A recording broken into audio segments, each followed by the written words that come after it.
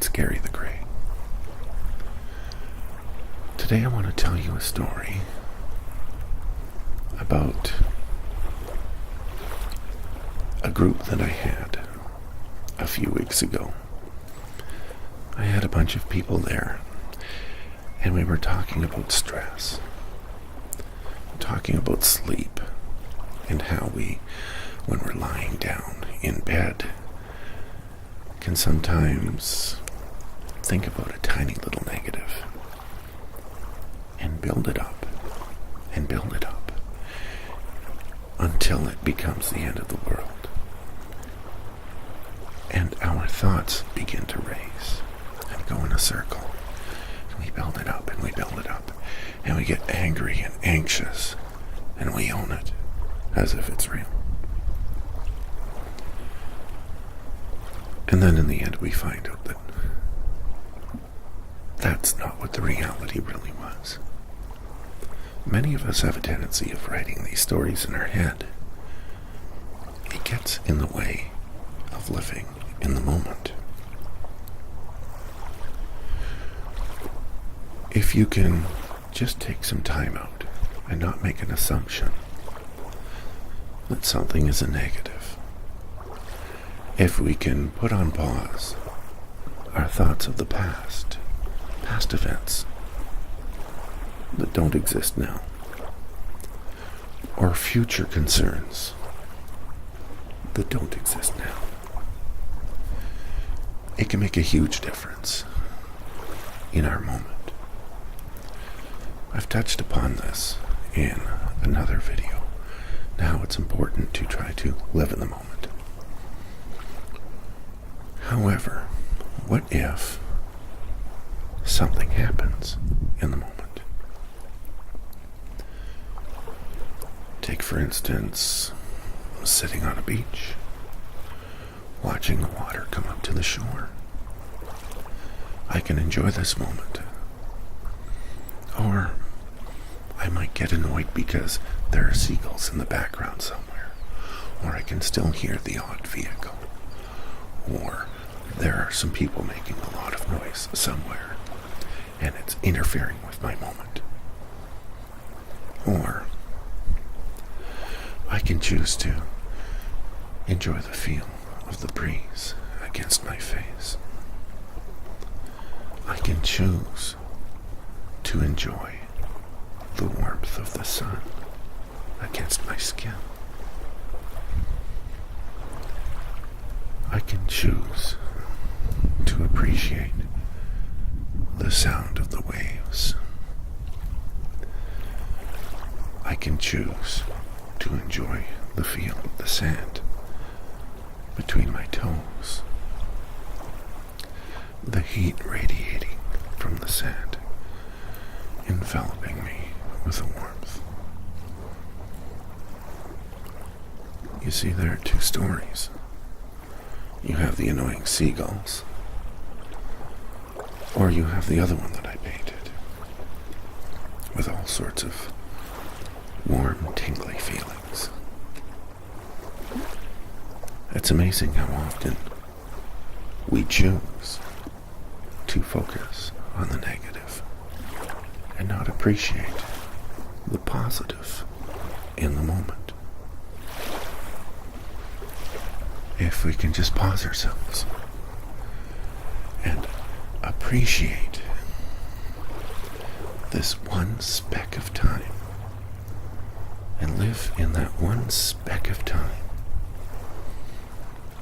and then the next speck of time, and the next speck, and the next speck, and the next speck,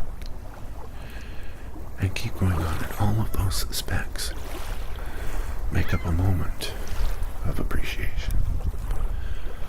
And all of those moments make up a minute. And all of those minutes make up an hour. It all depends upon the story that we tell ourselves. Your story is your truth.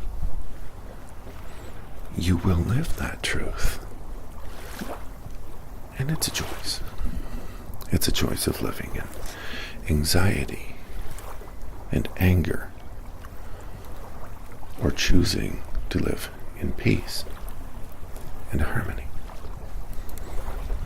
I'll give you an example of truth. Our truth is our story. But our story can be limited by what they call a frame of reference. We see with blinders. We see a narrow field in front of us. And all of this information gets inputted into the brain from within these blinders. And we take all of that information and we write our story. We write our truth. Or at least the truth we decide. A case in point. This really happened to me. It happened to myself and my partner. We were on our way to a very important meeting with a counselor. My partner and I had a blended family, and we were going into counseling to help deal with some of the challenges that we were going to face in having that blended family. So my partner is driving, and we're in the right lane, and somebody just cuts right out in front of us. Well, both my partner and I, right away. Our frame of reference, our blinders. That jerk, that idiot, that mean person who cut us off, the nerve of that person. Think about that moment. How do you think we felt? How do you think I felt? Well, there's anxiety because somebody cut me off rudely. And then there's anger because they're so inconsiderate. There's all sorts of anxiety because that person was preventing me from getting to my counselor's appointment on time. So in that moment, I chose to write that story in my head. And that story became my truth. And in that moment, I felt all of these negative emotions that did nothing for me except raise my blood pressure and create somewhat of a confrontational feeling within. It was all extremely negative. We pull into the left lane. Get to the stop light at the first intersection. The vehicle that cut us off is right beside us. So I'm angry. I casually look over to my right. It's my counselor. My counselor was late. She had in her mind, she had a very important appointment to keep. And she was late. And she cut us off unknowingly. The reality was, we were so important to her, and she was so concerned about being late. She accidentally cut us off.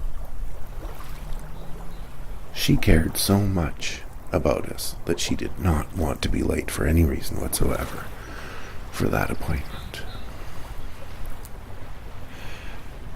When I saw it, it rewrote my truth. Actually, we discussed it in our session. And this is when this all came out, about the truth that we tell ourselves and the stress that we own or the joy that we feel because of it. It's a choice. So my counselor gave us a challenge, and that was to rewrite the story when it happens in the moment. This was extremely positive. There were so many times when something would happen on a Friday, and then you stew about it all weekend long, and it builds and it builds and it builds. And then on Monday, you go to work, and you find out it was nothing. That it had resolved itself, or somebody saw it and took care of it. No big deal. But I owned that through Saturday and Sunday. It owned me. I chose those feelings of anxiety, anger, frustration. So we started rewriting our stories. Somebody would cut us off. Oh, he just found out that his wife is expecting and just went into labor, and he's rushing to get to the hospital before she gives birth. Okay, I know that story sounds a little extreme, but it's okay to write whatever story you want to write in your head, because it's probably closer to the truth than the negative one you'll be telling yourself. A lot of emotions, a lot of feelings are a choice based upon those stories that we tell ourselves. So I'm challenging you. Rewrite your story when something happens. Another thing you can try is when something happens, because it takes a while to get into the habit of doing this, when something negative happens, and then it plays out, and then you see the ending, and then you see the reality of it, go back, write about it. Write about what you were telling yourself. Write about all of those negative feelings. And talk about the confrontation that you thought you were going to get into. They're not going to do this, and then I'm going to get angry, and I'm going to say this, and she's going to say that, and he's going to say that. And then we'll all get angry, and it'll be a big fight. And then compare it to what happened. You'll see that the negative stories we tell ourselves rarely come to fruition. But what happens is we own all of that negative energy until the conclusion of the story actually takes place. Enjoy the sand between your toes. Enjoy the breeze against your face. Enjoy the sun against your skin. Enjoy the moment.